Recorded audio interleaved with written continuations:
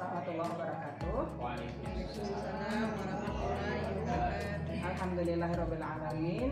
Puji syukur senantiasa kita panjatkan kehadirat Allah Subhanahu wa taala yang senantiasa memberikan kita nikmat, kesehatan dan kesempatan sehingga kita masih bisa berkumpul di ruang guru yang berbahagia ini. Salawat beriring salam tidak bosan-bosannya kita sampaikan junjungan kita Nabi Muhammad sallallahu alaihi wasallam.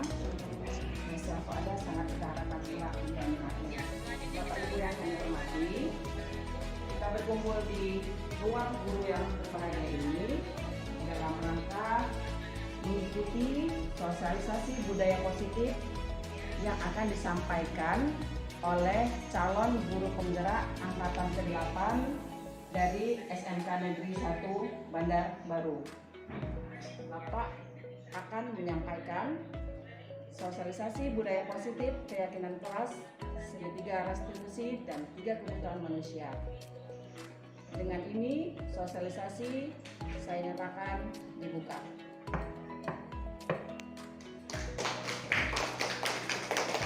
Selanjutnya akan saya serahkan kepada Bapak calon guru penggerak. Kepada Bapak akan dipersilakan.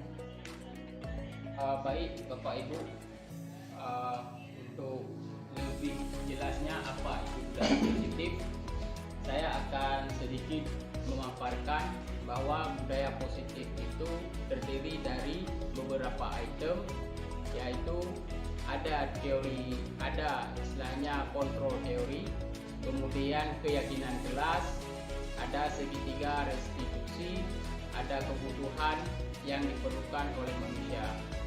Selama ini apa yang sudah kita jalankan itu sebenarnya tidak menyalahi aturan, tapi perlu kita sempurnakan untuk mewujudkan pembelajaran yang aman dan nyaman di sekolah kita. Terutama kita guru harus memulai menggaungkan sebuah perubahan di kelas kita dulu Bapak Ibu, karena ini merupakan harapan dari kami dari Mister. Tentu kita sepakat dengan anak untuk membuat peraturan kelas, ya kan? Sekarang kalau peraturan itu umumnya kan bersifat satu arah. Misalnya kita yang membuat, kita di kelas guru membuat peraturan, siswa harus masuk tepat waktu, siswa dilarang menyontek, itu namanya peraturan karena satu arah. Sekarang yang diharapkan dalam situasi saat ini adalah kita membuat sebuah keyakinan kelas. Nah, apa beda peraturan kelas dengan keyakinan kelas? Keyakinan kelas itu merupakan hasil dari diskusi guru beserta murid yang ada di kelas. Jadi melibatkan dia semua pihak. Kalau peraturan dia satu arah, kita yang buat, kita yang tentukan hukuman. Tapi kalau keyakinan itu kita buat dengan melibatkan murid beserta kita guru. Nah, bagaimana proses pembuatan sebuah keyakinan kelas? Agar mudah dipahami, keyakinan kelas itu turunan dari peraturan kelas, tapi ini melibatkan siswa. Nanti ujungnya ada nilai-nilai kebajikan yang universal pada keyakinan kelas. Misalnya, siswa masuk kelas tepat waktu. Nilai kebajikannya apa yang ada di situ? Misalnya disiplin gitu. Jadi yang harus kita tanamkan pada murid kita adalah nilai kebajikannya, yaitu disiplin. Sehingga ketika mereka nanti kembali ke masyarakat, mereka akan terbiasa dengan sebuah kedisiplinan dalam kehidupan mereka. Kemudian kita guru, sedikit saya menjelaskan tentang teori kontrol. Teori kontrol ini diungkapkan oleh William Glasser yang memiliki 5 posisi kontrol. Selama ini di sekolah, ketika kita melihat siswa misalnya telat datang ke sekolah, kita sebagai guru mungkin langsung menegur, kenapa telat? Tanpa kita pikirkan, kita memberi sebuah hukuman. Misalnya hukumannya lari-lari keliling lapangan karena telat.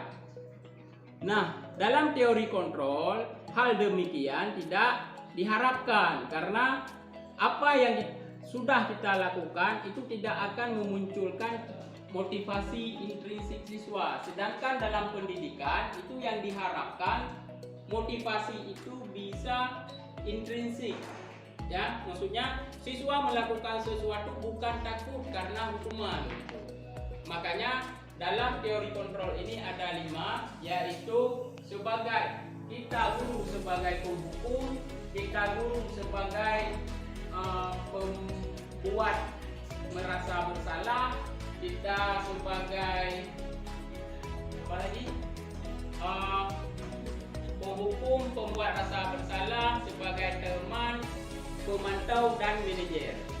Nah, dalam sebuah riset yang bisa memunculkan motivasi intrinsik itu adalah posisi kita sebagai pemantau dan manajer. Bagaimana posisi penghukum, pembuat rasa bersalah, dan teman itu tidak akan memunculkan motivasi intrinsik siswa. Jadi saya mengharapkan kepada semua guru yang ada di SMK Negeri 1 Bandar Baru, mungkin nantinya bisa kita menerapkan posisi kontrol pada diri kita sebagai pemantau atau sebagai manajer gitu. Sehingga karena yang diharapkan dalam pendidikan itu dapat memunculkan motivasi intrinsik dari siswa itu sendiri. Dia melakukan A, memang keinginan dia sebagai seorang individu yang berperilaku baik. Begitu juga dengan kita guru. Kita guru harus memposisikan kita sebagai pemantau atau manajer, bukan paksaan. Misalnya dalam melaksanakan tugas. Ini memang motivasi saya. Kita tidak pernah mengharapkan sebuah penghargaan, sebuah reward dari atasan kita. Jadi apa yang kami sampaikan ini istilahnya bisa kita terapkan untuk murid, bisa juga untuk diri kita sendiri.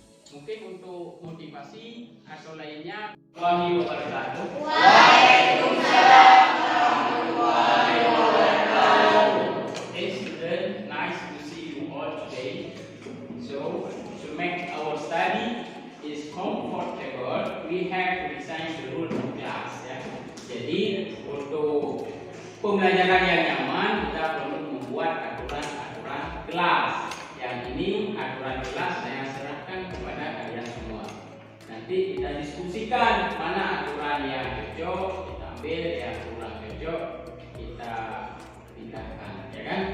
Jadi sekarang saya bagikan a piece of paper, so you have to write the rule of school. Jadi tulis aturan sekolah itu.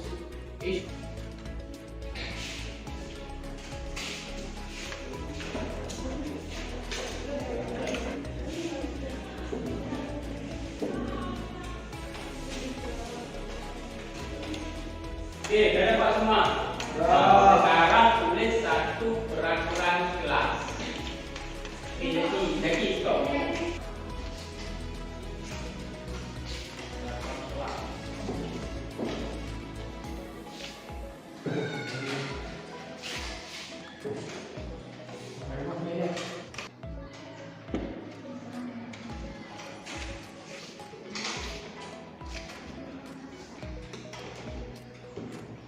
Sudah kalian tulis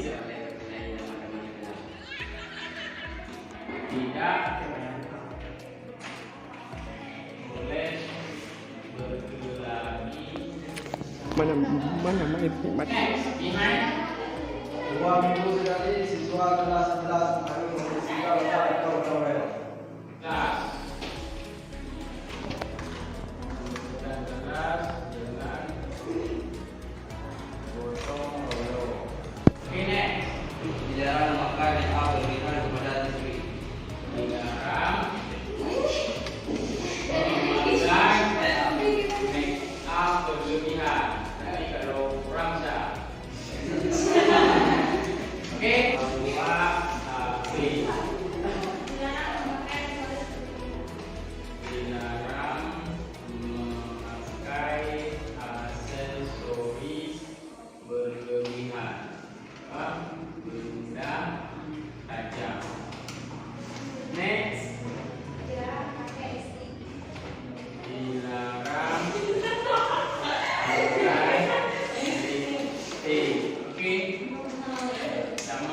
Oke, baik. Berarti ada 10 aturan yang sudah kalian buat. Aturan ini coba lihat. Tidak boleh misalnya. Aturannya tidak boleh, dilarang, kan? Berarti kalimat ini kan negatif. Sekarang kita rubah dulu kalimat ini ke positif, karena kita kan dari sebuah aturan menginginkan hal yang positif. Jadi kita tidak menggunakan yang negatif. Artinya kita bisa, misalnya kita lihat tidak menjadi apa kalau positif? Jangan masih negatif. Tidak boleh berkelahi dengan teman, boleh berkelahi. Apa? Orang kalau nggak boleh berkelahi, saling, misalnya saling menghargai, bisa kan? Ada kan? Jadi kita merubah aturan tadi, tapi masih dalam konsep negatif tadi. Misalnya dilarang berkelahi, berarti saling menghargai. Saling apa lagi? Berarti menghormati. Kita rubah juga membersihkan kelas dengan gotong royong, itu positif. Kita buat dulu yang satu tadi, saling menghormati dan dilarang buang sampah sembarangan. Apa biasa instruksi? Buang sampah. Jelas kita rubah menjadi sebuah keyakinan. Tentu keyakinan ada nilai-nilai kebajikan yang kita ambil. Misal saling menghormati dan menghargai. Ini sebuah keyakinan kita. Berarti nilai universalnya apa? Saling menghargai, saling menghormati.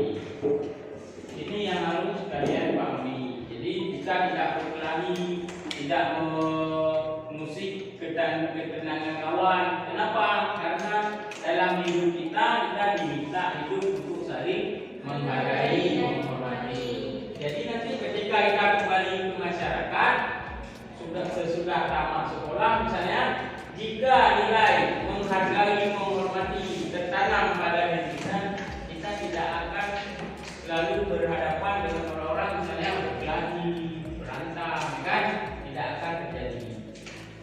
Jadi kita bentuk dulu di kelas kita sesama